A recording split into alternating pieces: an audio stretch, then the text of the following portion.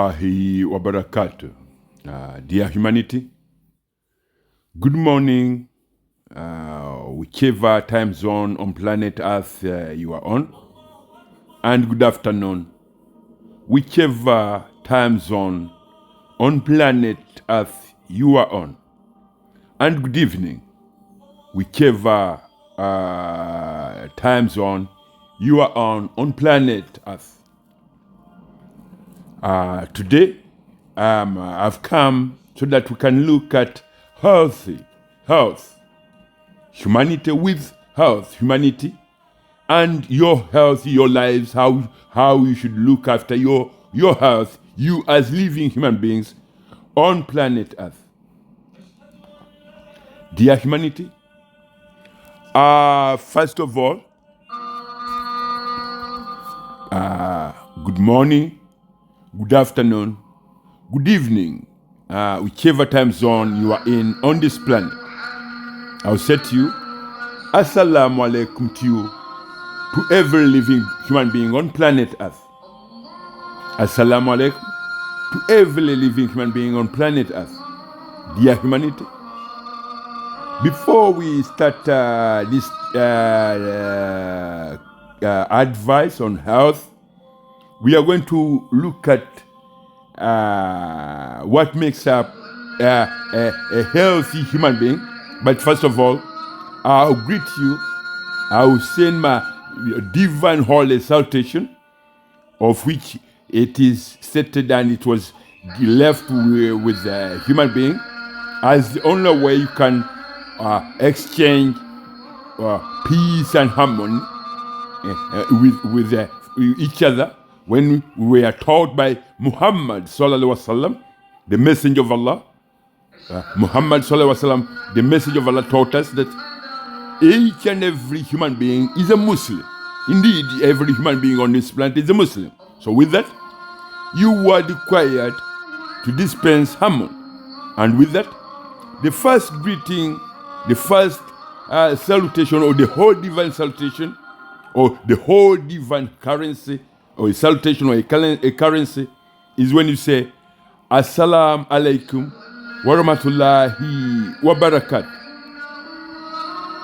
Dear humanity, we are going to look at health. Health is a big topic that requires each and every individual in our societies to take that topic of health very, very seriously. Because with health, if you are healthy, then your household also are healthy. If you're not healthy, that means you might not respond with whatever to your parents or your dad or your friends, because you're not healthy. So today, we are looking at health. Dear humanity, each and every one of you on this planet, individually, each and every one of you living human beings on this planet, individually, you are responsible for you being in good health.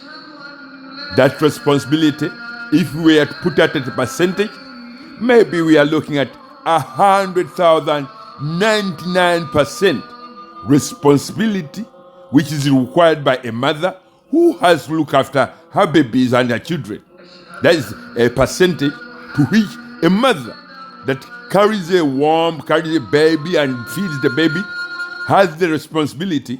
The percentage, we've put it at 100,099% for you as a mother out there to be the responsibility that you have to look after yourself, your children, as well as maybe your parents, as well as your husband.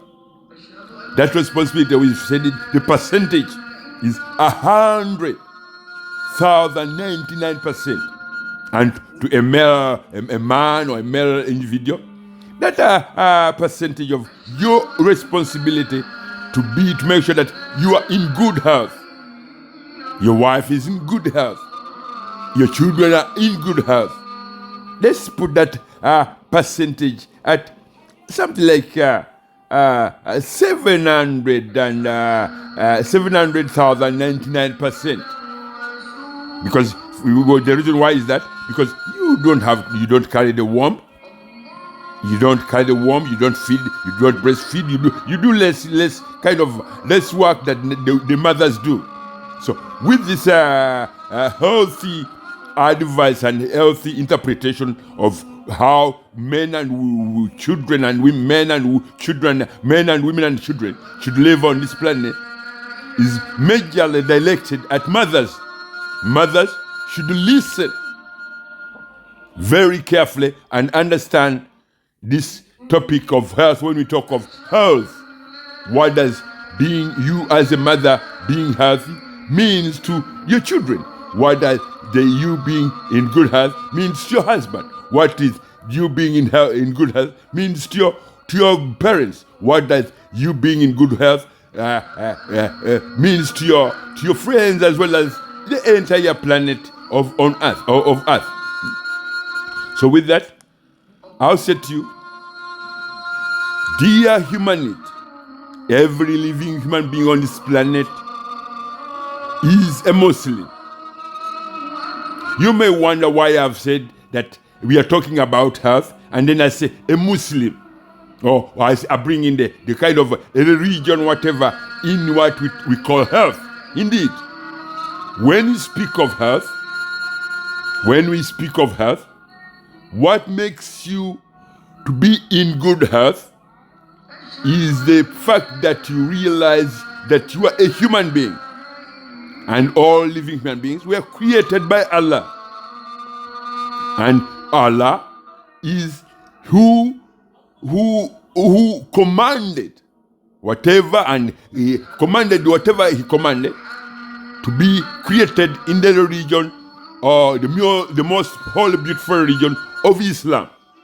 And human beings, all living human beings, were created and are created as Muslims, pure Muslims.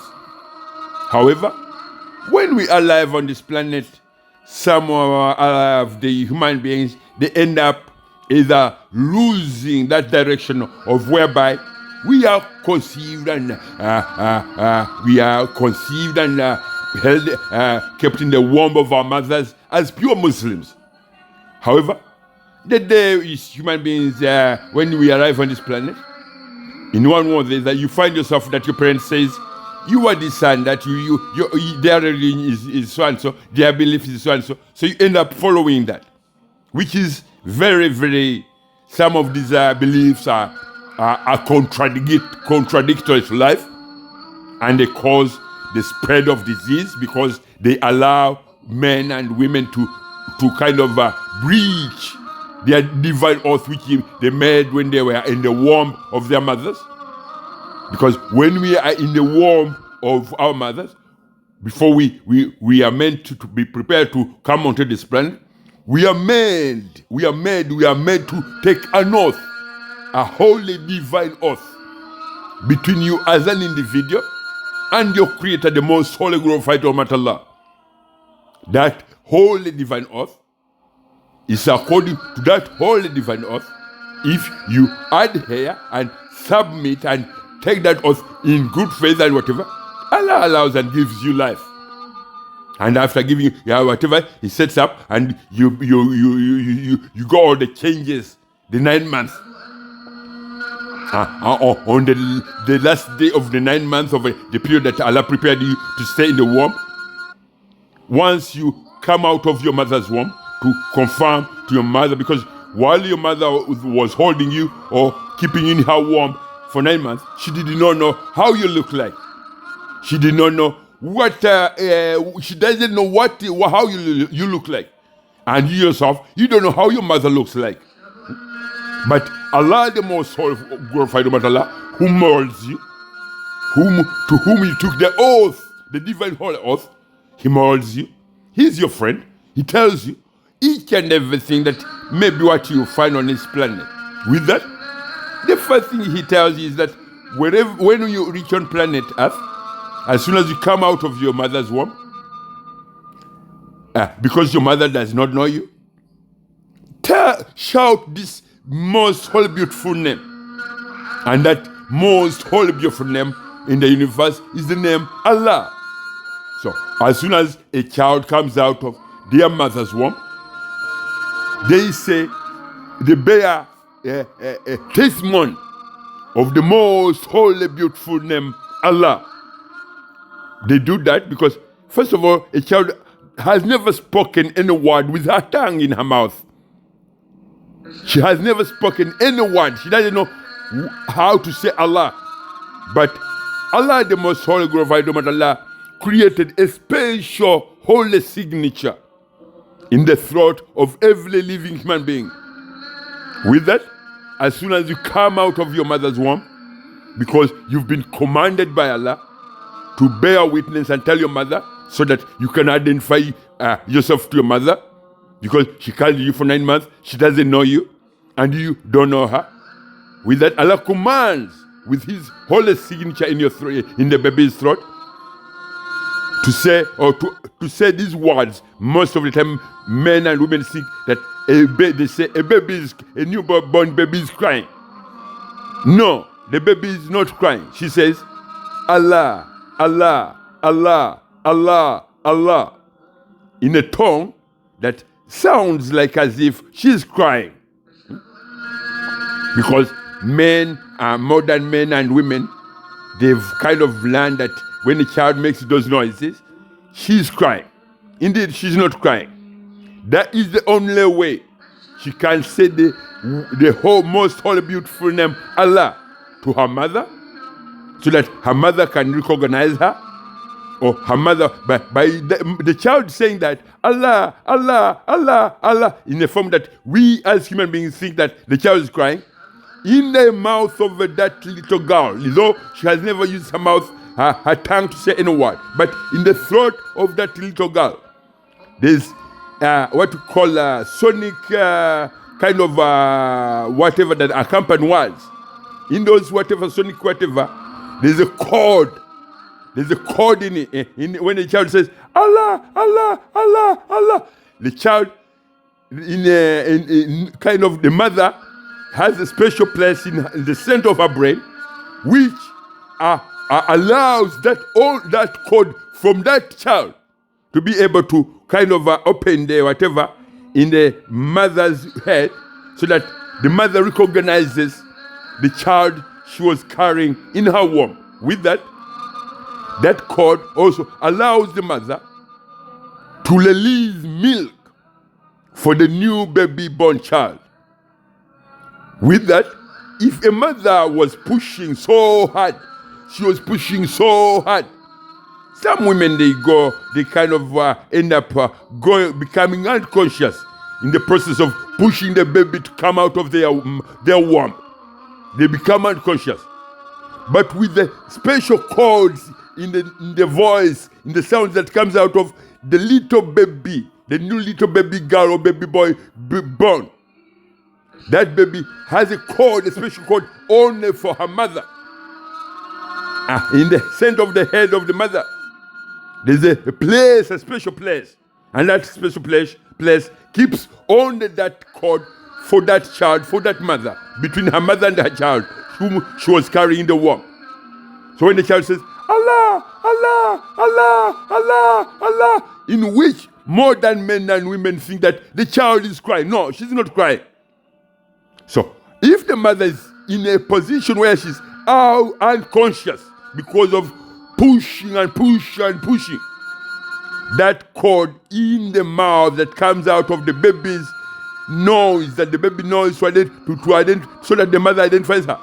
If the mother is unconscious due to pushing the baby to come out of the womb, the chord in the mouth, the words of the child, will kind of, in one way or the other, make the mother who is unconscious come out of unconsciousness and recognize and come back to life. And the first thing that she will do, she'll be able to welcome the baby, and at the same time, her breasts will release milk for the new little baby girl or baby boy whom she has produced. With that, Allah confirms to every human being, living human being on this planet, that you are all living Muslims on this planet. And the reason why Allah commands you to say Allah, Allah, Allah when you come out of your mother's womb, to identify yourself to your mother and to the people who are around you. And with that, when you say the name Allah, then when you say you identify your mother as by the name, by saying to her the name of Allah, that means you are Muslim. That means that you are a Muslim, even though you've never spoken any word, you've never heard that the people who live on planet Earth are Muslims. You as a person who is conceived and has been in the womb for 9 months, the first word you tell the people who are around you, who have welcomed you on this planet, is that Allah, the most holy God for whom Allah created you. And with that, that's the only way you can identify yourself to your mother, by saying to her, Allah, Allah, Allah, Allah, Allah. That way, every living human being on this planet is a Muslim. Allah, every living human being on this planet is a Muslim. Dear mothers out there, dear brothers, dear every human being, you are Muslims who are required not to shed blood of one another. Not to shed blood of one another, of any other living human beings. Because the same thing that what I've explained to you the very first day you arrived on this planet, when you were vulnerable, when you were helpless, when you mentioned to the people around you that you were Muslim, when your mother had your first noises, and the people who were around, whatever that accompanies that holy, most holy, beautiful name is peace. Because on that day, only a mother can tell you how jubilant she was, how happy she was, and the people around you, how happy they were, and how they organized to give you security.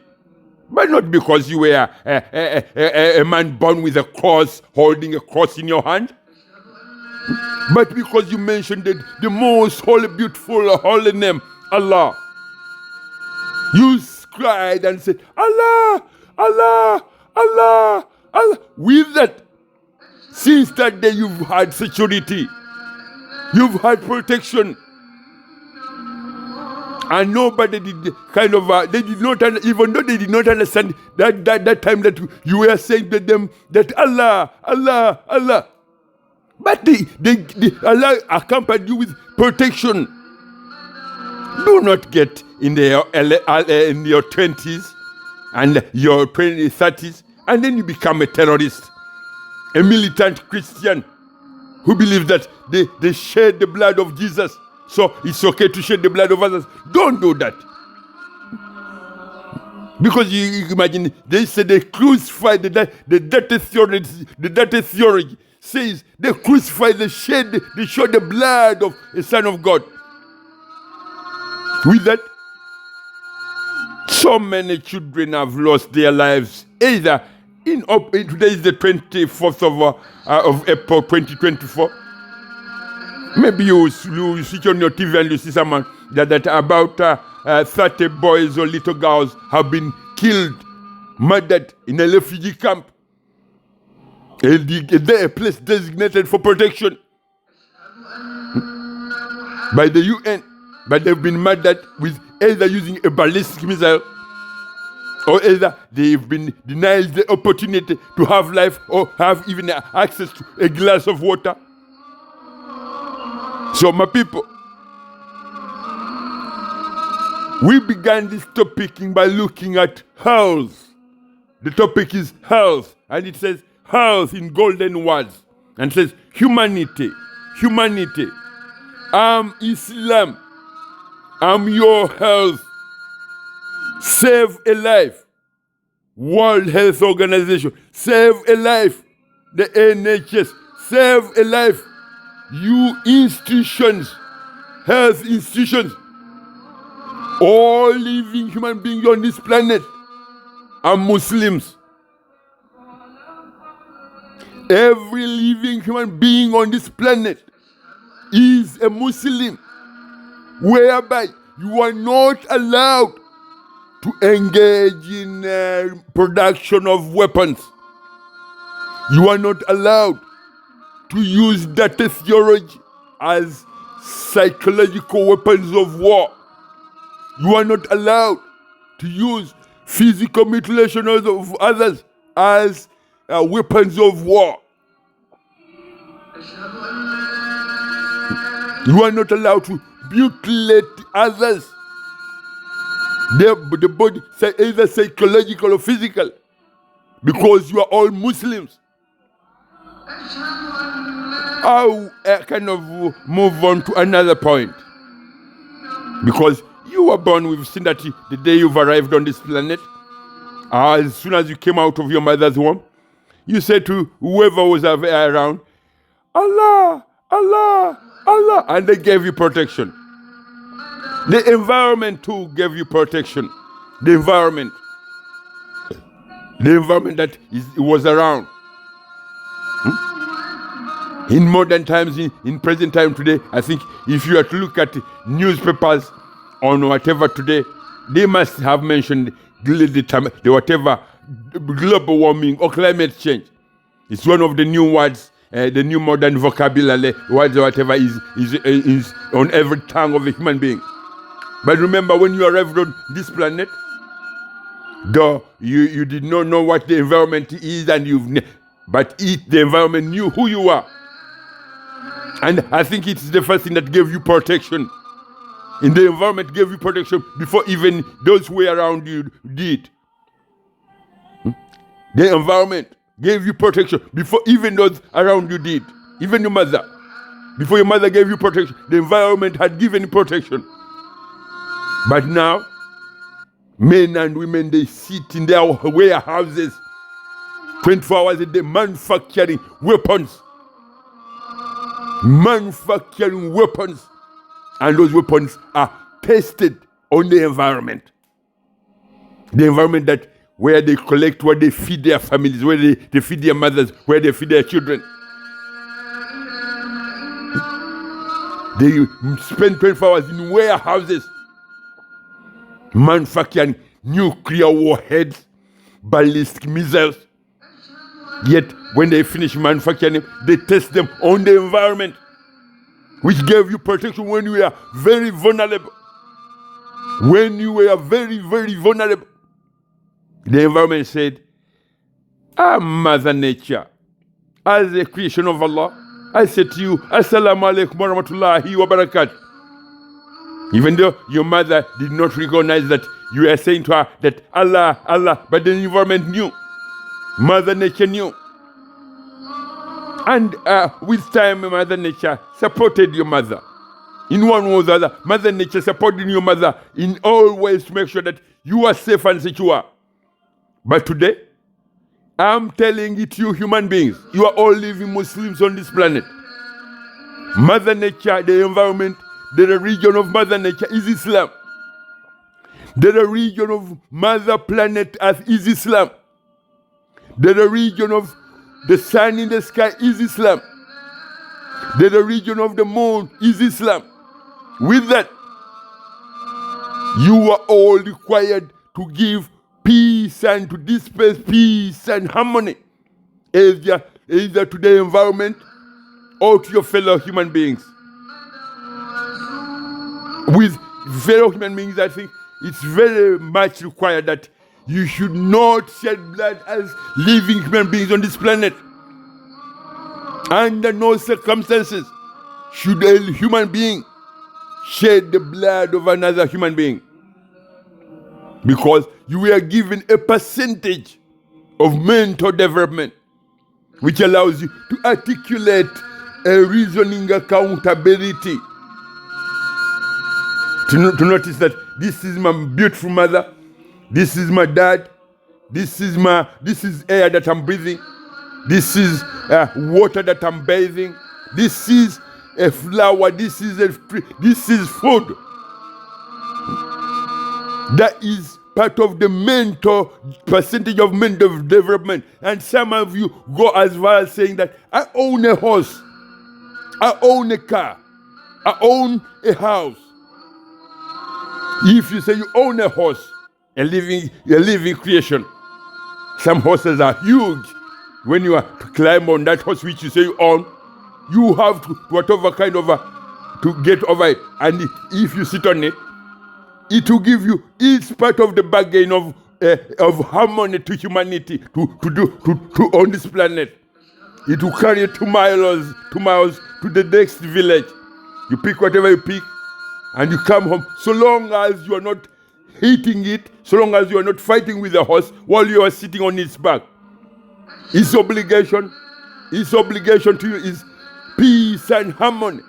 If a horse says to you, peace and assalamu alaikum to you, how about you, a living human being who was given a percentage of mental development? That you're supposed to recognize that man is called John, the other one is called Muhammad, the other one is called Saeed, the other one is called Raj, the other one is called whatever, you name it. Each name, whichever kind of you identify yourself with. So long as you are able to recognize that those are living beings. The same way you wouldn't sit on a horse and start fighting that horse so that it can carry you because it has given a part of its bargain by allowing you to sit on its back and it carries you somewhere. The same way, you should not dispense hate and whatever to fellow human beings, because you already realize that they are human beings. You should not think of them because of their color. When you say he's black, do you know why there is a darkness when it's dark? Which color do you say when the night comes? Is it what color is it? What color can you tell us when the night comes? What color is it? When you say I don't like them because they're black. What color is it when it's night time? Is it dark or whatever? Which color is it? Tell me. And what do you think in the night when you are kind of you are able to lie down and relax in peace and harmony? But then you turn around and say, I don't like those people because they are black. I don't like those people because they are black. What color is it at night time? What color can you tell us what color that is? So when you turn around and say, you are a racist, you look at other people because they are black, they are inhuman. No. We started this topic looking at health, but whatever I've spoken is required in this subject to make you understand who you are. Whereby, if you know who you are as human beings, you shouldn't shed blood of one another. You shouldn't shed blood of one another. You shouldn't shed blood of one another. You should not shed blood of one another. My people, okay, we started with the topic about health, and the topic is still health. We are going to look at how do human beings live in their bodies. We saw that Allah has put whole divine laws, whole divine prescriptions, and whole divine directives. And all those divine laws, divine prescriptions, all divine, they are there as a prevention is better than cure. Divine holy prescriptions. Every single divine commandment, holy divine commandment was laid down by Allah as a prevention is better than cure. Holy divine prescription. Whereby Allah says, do not put alcohol in your bodies. Do not put alcohol in your bodies as human beings. Alcohol is one of the most deadliest intoxicant or drug on this planet. Because it, first of all, when Allah created human beings, He did not, whatever that cleans the human body, to remove alcohol or toxin, whatever in the human body. Allah did not put it there. With that, the first of the commandments that prohibits men and women from the consumption of alcohol is the prevention, and prevention is better than cure. To prevent you human beings from destroying your bodies, destroying your lives with while alcohol is in your bodies. Because your body does not have the mechanisms to remove alcohol, toxin, gunk from a human body. A human body does not have the mechanisms to remove alcohol from itself. If that individual, he or she has consumed alcohol will not come out of their bodies, because once alcohol enters a human body, the first thing it does is it attacks and kills red and white blood cell electrical spasms. When alcohol enters the human body, the first thing it does is it attacks the red and white blood cell electrical spasms. And once red and white blood cell electrical spasms are disabled or killed, the brain neurons, or the brain itself, goes into what we call a partial paralysis. A partial paralysis, because the brain neurons, or the brain itself, is able to execute, to function with the electrical spasms in every red and white blood cells. Once every red and white blood cell electrical spasm in the red and white blood cell electrical spasm is disabled, the brain goes into partial paralysis. The brain goes into partial paralysis. The brain goes into partial paralysis. The brain goes into partial paralysis. Once the brain is in partial paralysis, a human being cannot articulate reasoning accountability. They cannot either stand on two legs, and they cannot perform any whatever. They cannot even recognize their bodies. Once a person is the brain of a human being is in partial paralysis, she cannot articulate any reasoning or meaningful speech. If she's asked a question, that individual will be, her brain is out of her. She cannot stand on two legs. That's when a person stands and they're staggering. They cannot recognize themselves. Because if you cannot walk properly, you are staggering. You cannot recognize yourself. With that, you won't be able to articulate meaningful speech. With that, Allah has commanded us as human beings, has prohibited human beings not to put or not to consume alcohol. As I said, once alcohol enters in the human body, it does kill red and white blood electrospasms. A red and white blood electrospasm is the heart and the brain of a red or a white blood cell. Once it is out of action, or once it is disabled or killed, that red or white blood cell is totally useless. It cannot recognize itself either. A red and white blood cell cannot recognize itself. It has no structure. It has no structure to do any function. So it's disabled, it's killed, it's disabled. Because the electrical spasm has been killed or disabled. With that, a red and white blood cell in that state that its electrical spasm has been killed or disabled, in the course of whatever, it kind of a red and white blood cell try to resuscitate itself. when it tries to resuscitate itself, because we saw that the electrospasm is killed, is disabled in either a red and white blood cell. A red and white blood cell, once its electrospasm is killed, because the electrospasm of a red and white blood cell is the structure, is the brain, and whatever of the red and white blood cell. A red and white blood cell can easily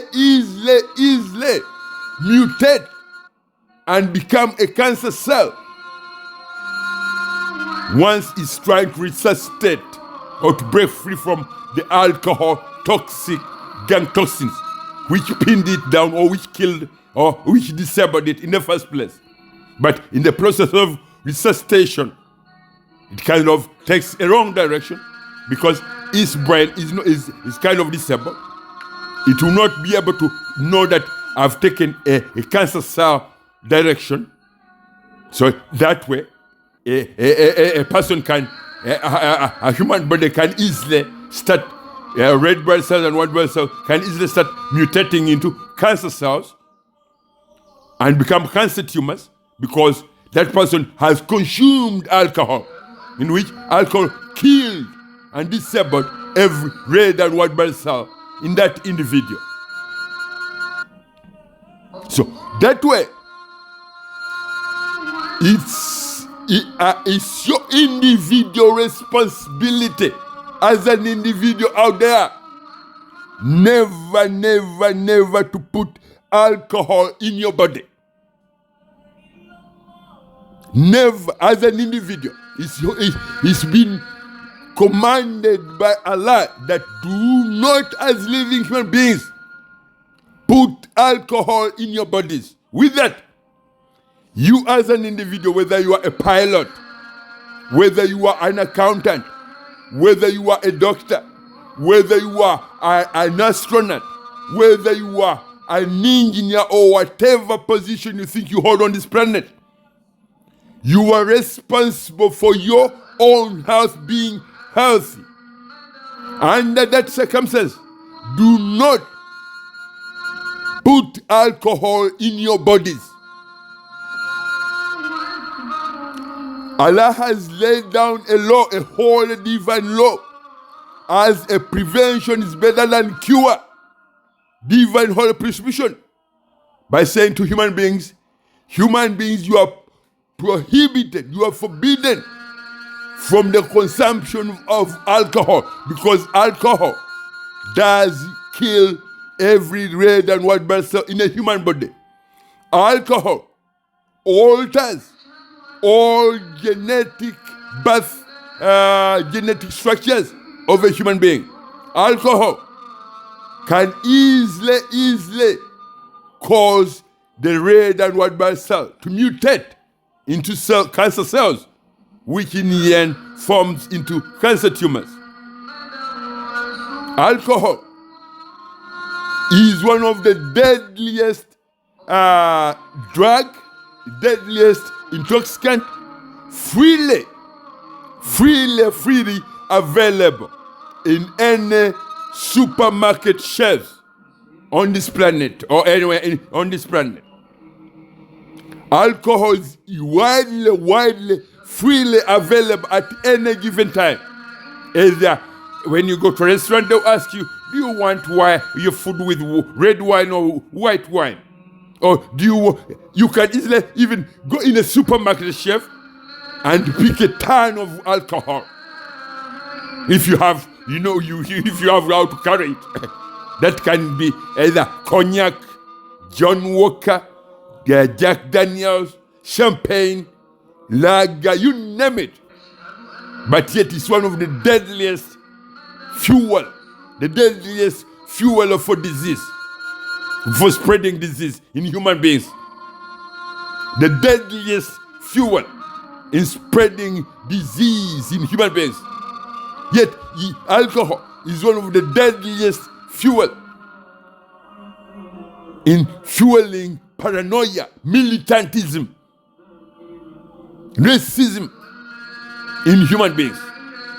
Alcohol is one of the deadliest drugs intoxicant in fueling the spread of disease from one man to the other woman to the other, whatever, at a speed that alcohol as a fuel makes rocket science, the speed of a rocket, look like a 90-year-old man walking with a walking stick, who takes 3 minutes to lift his leg and takes another 3 minutes to lift the other.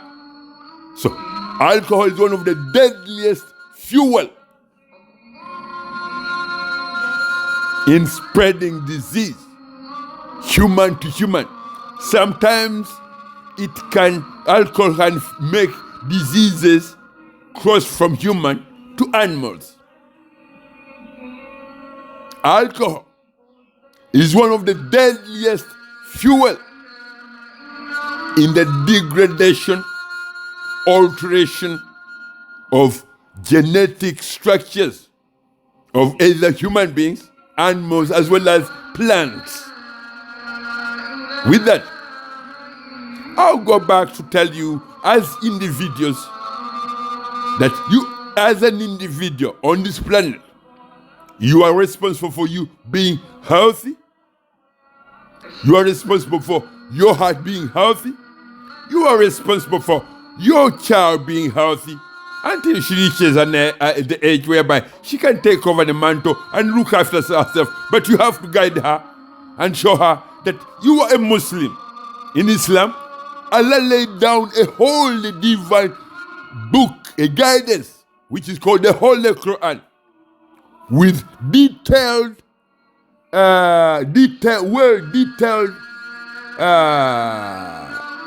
ayahs, interpretations,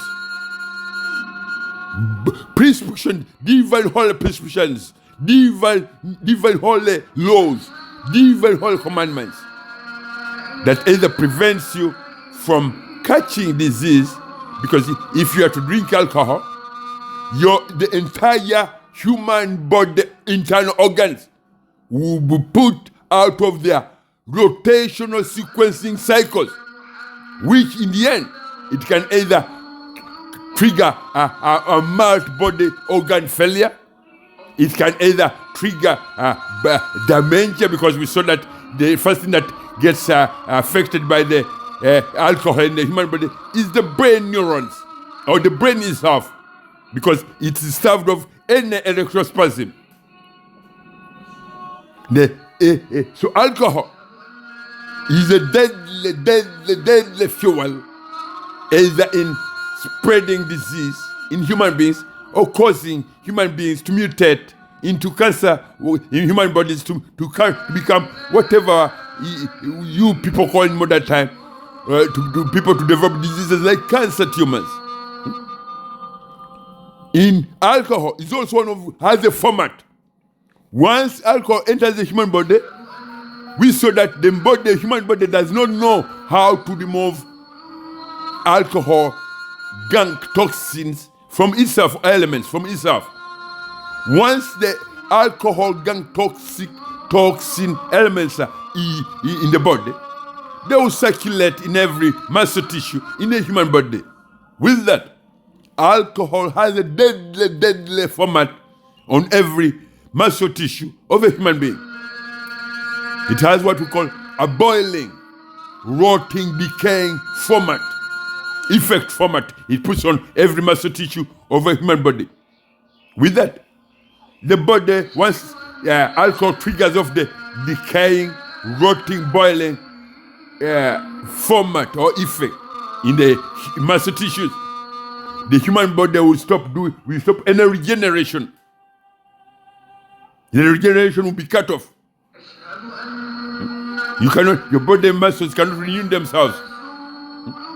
So once the decaying and rotting, boiling effect takes place, you will feel pain in every joint, in every part of your body, either in the morning or at any given time. With that, there's also what we call alcohol causes what we call in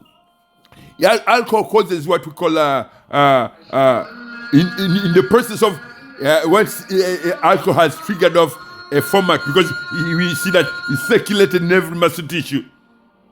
In every muscle tissue of the body of a human being is circulated with alcohol, because the body as a human being does not have the mechanism, does not know how to remove alcohol toxic elements from its body, from the human body. With that, once that we saw that every red and white blood cell electrospasm was killed or was disabled, it was put out of its natural rotational sequencing cycle. It's no longer able, time to time, it tries to resuscitate itself. And that means that your blood can, a red and white blood cell can still become, undergo the formation, or take the formation of either becoming cancer cells and forming into tumors, because the body is in a state of decaying, rotting, boiling format of alcohol, which alcohol has put on every human tissue. So every red and white blood cell can easily mutate and form a cancer cell. In the end, those cancer cells can form into cancer tumors. So with that, you as an individual, you are responsible not to put alcohol in your body. Because if you do, you are in confrontation with the red and white blood cell, the region of Islam. The region of the red and white blood cell in your body, the red and white blood cell are the response for building every muscle on your body. But the region of those red and white blood cells in your body that builds every muscle tissue on your body, the region of those red and white blood cells is Islam. The region of every red and white blood cell in a human body is Islam. So once you go out of your head and say, I hate Islam, I'm not a Muslim, I don't like Islam, I think that tells you that you are in confrontation with your own body. Not me as a Muslim out here, not me as the sun in the sky, because my religion as the sun in the sky, I'm a Muslim. If you say you don't like Islam, first of all, the person, the individual who be affected by whatever they put, when you attack your own body, the cells, red and white cell that builds every muscle on your body. If you say, even if you just mention that you hate Islam, every red and white cell in your body will know what you've said. And if you put it in your head that you don't like Islam, you hate Muslims, you hate Islam, you are saying to every red and blood cell that builds every muscle tissue on your body. So you are in confrontation, direct confrontation with either red and white blood cell in your body. So I'll continue the next time. We can continue from here and look at what is Islam to you as an individual.